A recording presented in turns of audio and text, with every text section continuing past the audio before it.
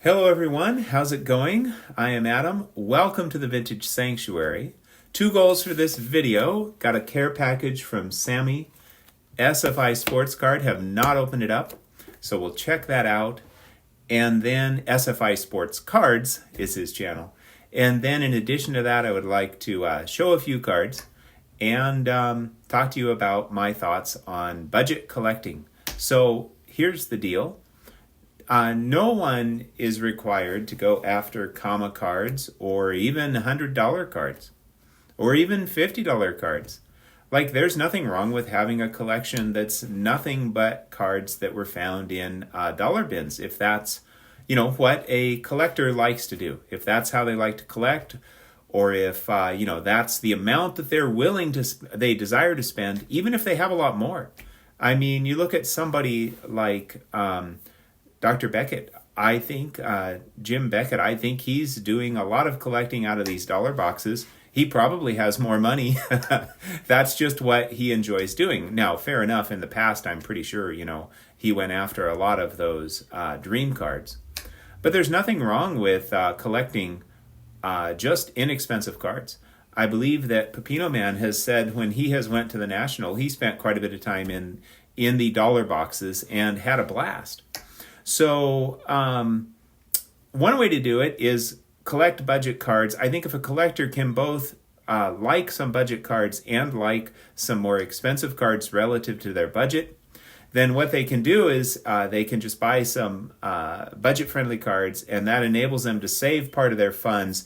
And then on occasion, whether that's every 3 months or every 6 months or whatever, they can go ahead and get that card that is a budget buster for them. So that can be a nice way to go. I personally like to stretch for, cards that are expensive relative to my budget, maybe selling some coins from my coin collection, or, a combination of saving and selling a few things. So I like to go after some, big cards or some dream cards, but I also like to collect some relatively inexpensive cards, both because I enjoy them as well, but also because it enables me to then go after those big cards as I'm using a small percentage of my budget going after some less expensive cards along the way. There's lots of meaningful collections that don't have to cost a lot. For example, if you're into Yankees at all and you read this book about the big three, Reynolds, Rashi, and Lopat, I would not be surprised if you read this book. Pretty amazing. If you would want to collect at least one of them, either Super Chief, Allie Reynolds, or the Springfield Rifle, Vic Rashi, or the Junkman, Eddie Lopat, or maybe even all three. So there's just one, budget collecting route. A person could put together a really nice Allie Reynolds collection without spending a lot of money, or Vic Rashi, or Eddie Lopat for that matter, with some patience. Well, without further ado, let's turn this camera around and continue on our journey here. So here we have a budget-friendly card. Well, super budget-friendly to me, because guess what? My friend Sammy from SFI Sports Cards gifted this to me some time ago. It's not the only card he's ever gifted to me, but this is one of them. However, I'm pretty sure, you could find this card and not have to spend a crazy amount of money. But wow, does Sammy have an eye for cards or what? I mean, check this out. In a 6, look how sharp and clean this is. It's got a little bit of, the black printer ink, but still, it's really just absolutely gorgeous. I mean, so sharp, so clean. I actually think without just that tiny bit of printer ink, this may very well be, like an 8 or a 9, but this is a screaming gorgeous card. So thank you again, Sammy. And Bobby Richardson, he's still with us. I believe he's 88 years old. Just a wonderful person of faith. And in the 1960 World Series, the year before, he was the MVP, even though the Yankees lost. Now, I don't know how I feel about that. I guess how I feel about it is I think that the MVP should be somebody from the winning team. This was the only time that someone from the losing team was chosen. Notice it says Bobby hit a grand slammer in the 60 series. He set a mark with 12 RBIs in the series. So he had a fantastic series. I'm surprised they don't mention that he was the MVP. Maybe it's because he lost or the Yankees lost. But anyway, Bobby Richardson, there's someone who can be collected who's still with us. I think he does TTMs if you wanted him to sign something. And he was a Yankee contributor. He won the World Series in 58 and 1961 and 62 with the Yankees. So he is a 3-time World Series champion. He was the MVP of the World Series in 1960, even though the Yankees lost. He's got that going for him. An 8-time All-Star, 5 Gold Glove Awards, and I guess those are the highlights of Bobby Richardson. And so there's someone who can definitely be collected on a budget. I knew that Sammy would like this card. And of course, Sammy got me this card. So thank you so much, my friend. I just love it. And then there's this card. Now, I've shown this before. I know Sammy will love this one as well. The 86 Topps Tiffany Ricky Henderson in an 8. I discovered that when this card is even a little bit off center, it's more noticeable, I think, because of, the way you've got the black and the white on the border. I think it really magnifies any off centering. So when this 8 came along at a buy it now, it was $40 a couple months ago. For the Tiffany, I scarfed it up and said, you know what? I think that centering is not perfect, but actually I like it. I think it's pretty good. Well, guess what happened? Just about a week ago or so, another one popped up from the same seller, this time $5 less. This one was $40, but another 86 Topps Tiffany in a PSA 8. This one for $35 or $34.99, close enough. And check out the centering on this one. Wow. Wow. I tell you, these 8s, a lot of times I can't tell why they're not a 9 unless maybe it's the back centering. Perhaps that's, maybe that's what holds it back, or maybe there's some tiny little thing on the surface. But this is just, I guess you could maybe argue it's centered down just a little bit, which is not as noticeable to me or as concerning as left to right centering. But that one's got amazing centering. And so, somebody might say, well, Adam, why did you buy 2 of those? I mean, hey, you had one. It was really nice. Well, I guess my answer would be 2 Rickies are better than 1. I love the 86 Topps design. I love 86 Topps Tiffany. And so I said, yeah, what the heck? I'll buy this one because I like the centering on it and I like the first one as well. So I'll probably just end up keeping them both. If I do, move one at some point, I think I would keep the one that's a little better centered left to right. But for now, totally happy to have both. And again, those are budget cards because we're talking $40 on the left, $0 in the middle, although Sammy spent something for it. So of course it's got value, but not a crazy expensive card. And then $35 on the right. So you can get some really nice Tiffany cards, really nice, of just, all-time great players and not have to spend a lot of money on them, and also in high grades. And we're talking about cards that are, almost 40 years old or 40 years old, I guess, if you go to 84 Tiffany. Okay, well, I'm going to move these and then show you something else, which I have shown before, but I thought I'd go ahead and show it again. When we're talking about budget collecting. So, Eddie Lopat's rookie card. By the way, I have another copy of this that was gifted to me by 11 of my hobby friends, including Sammy. So that's really cool. 49 Bowman. This is the second copy that I bought at auction for $41. And wow, is that centered. So I did not pull out my other copy, but that one has special meaning because it's a gift from my friends and it's really just absolutely gorgeous. This one is gorgeous too. This one, again, $41. So that will fit most people's budget. And that is his rookie card. And then let's go to the Vic Raschi next. This one was $40. I think it was a buy it now, or maybe I negotiated. I don't remember. But $40 on this one. And this is Vic Raschi's rookie card. And I think just absolutely stunning. And then the Allie Reynolds from this year, which would be his second year card. This one I got it, I think it was auctioned for $72 in a 6. So this costs more, but again, it is a 6. So, that's a higher grade. But what a stunning beauty. So what we're looking at here, here's the big three from 1949. And let me just make sure I've got the numbers right here.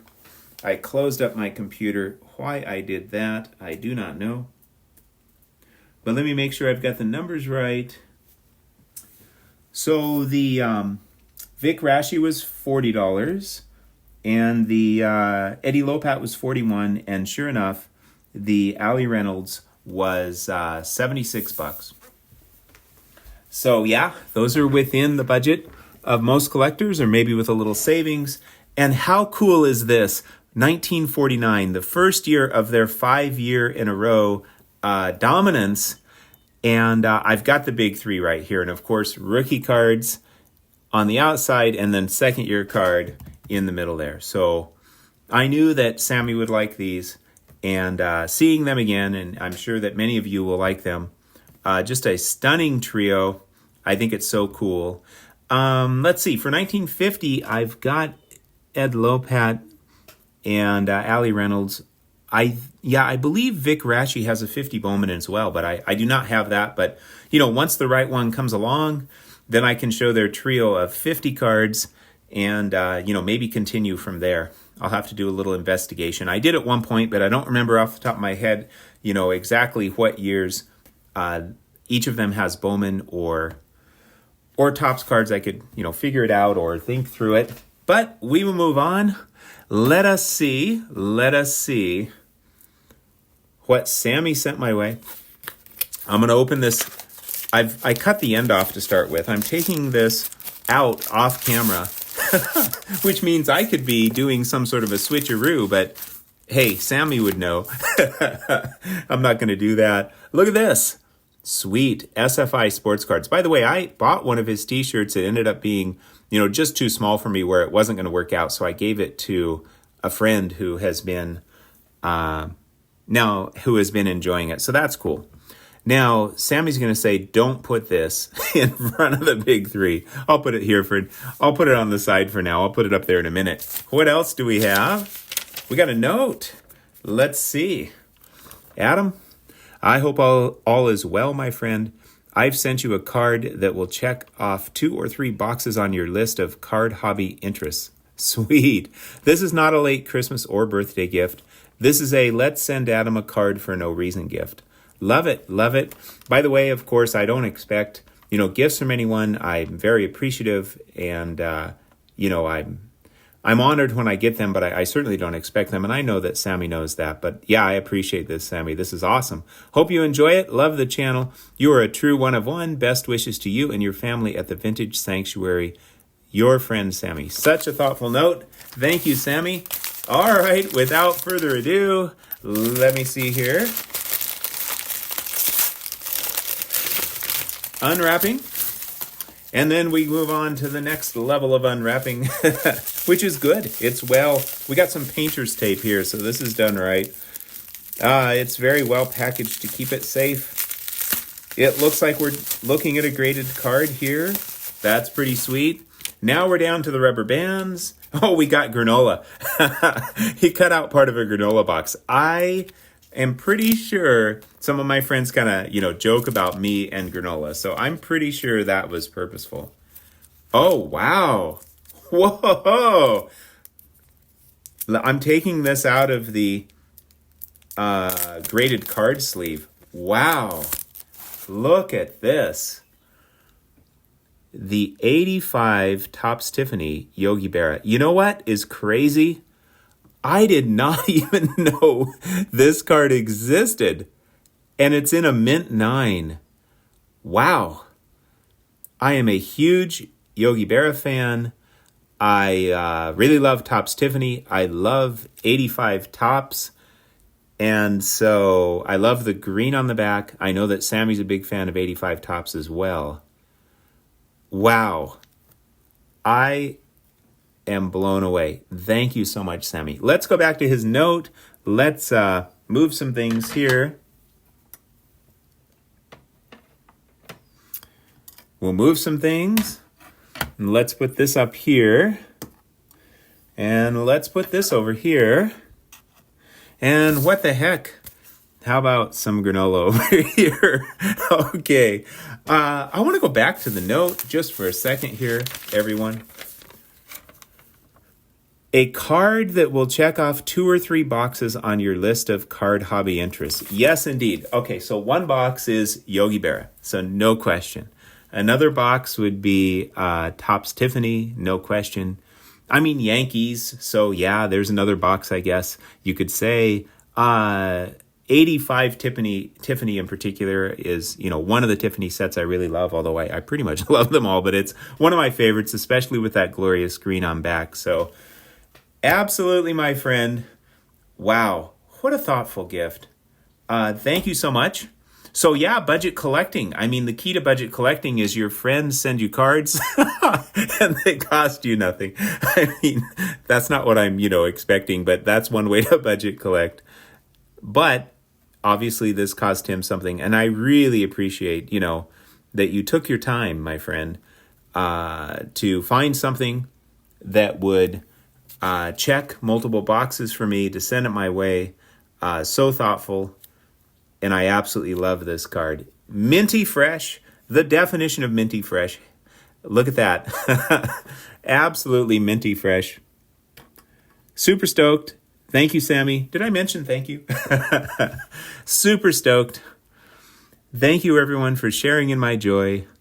I hope you had a wonderful and peaceful time in the Vintage Sanctuary, and I wish you luck whether you're going after budget cards or comma cards or some of each. But I hope you all had a wonderful time in the Vintage Sanctuary. Guess I already said that. And thank you for sharing in my joy. Take care, my collecting brothers and sisters.